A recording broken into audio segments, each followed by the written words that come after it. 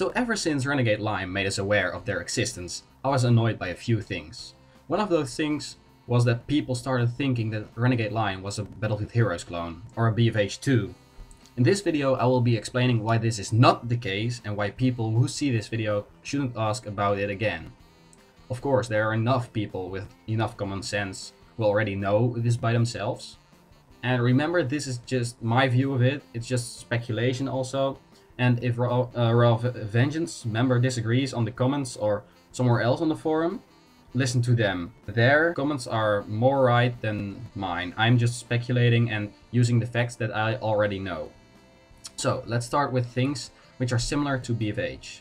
One of the biggest things is the look of the game, of course. I can't deny the fact that this game is inspired by BFH, because it just is. The Renegade Line, the Raw Vengeance members, say it's inspired by BFH, but it won't be a BFH 2 or a BFH clone. Of course, not every look of the game has been copied and pasted. They all started from scratch, if I have to believe the Raw Vengeance team, which I do. I think the maps will be more creative and varying in the beta stage of the game compared to the maps on BFH, which launched at the beginning of the end of BFH, if you know what I mean, if you're a dedicated BFH player. Another thing which is very similar are the characters of the game, which I personally think is a really weak aspect of the game. In BFH you had the Royals and the Nationals fighting each other based on the Second World War.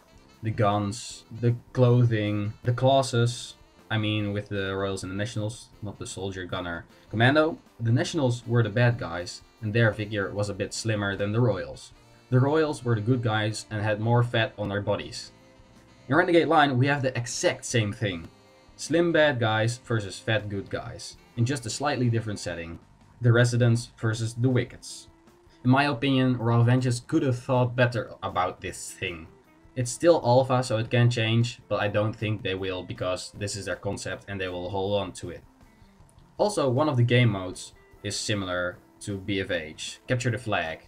You have to take over flags and get as many tickets down as possible to win the game. I personally find this just ripped off BFH, since this was their first game mode as well. And I hope they will release a lot of fun game modes later in the game, which they created themselves. There may be more things that look like BFH, but these were in my opinion the biggest things. So, now we finally get to the real part of the video. The differences. Raw Vengeance themselves have stated that they do not want to copy BFH and that they want to create their own game, which I think they are doing a good job on.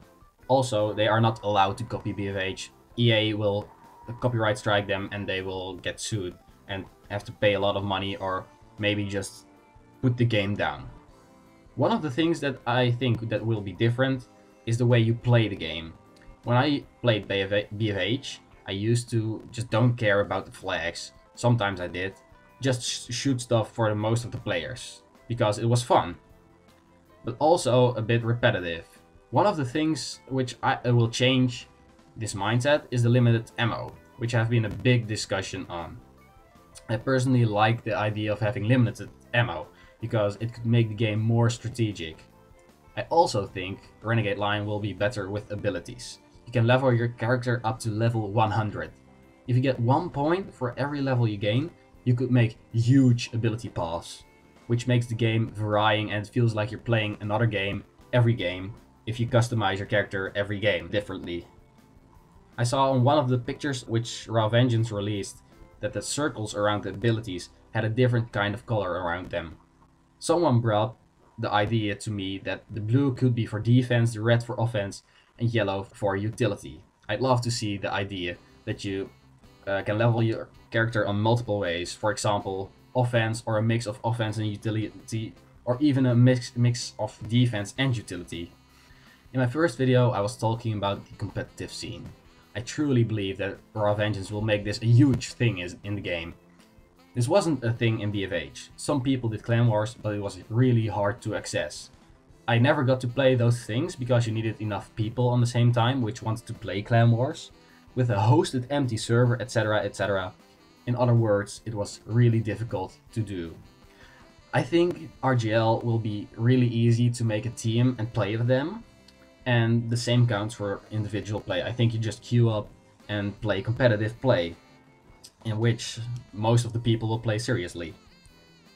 I also think Renegade Line will put more emphasis on skill ranks instead of no-life ranks which BFH had, like General C.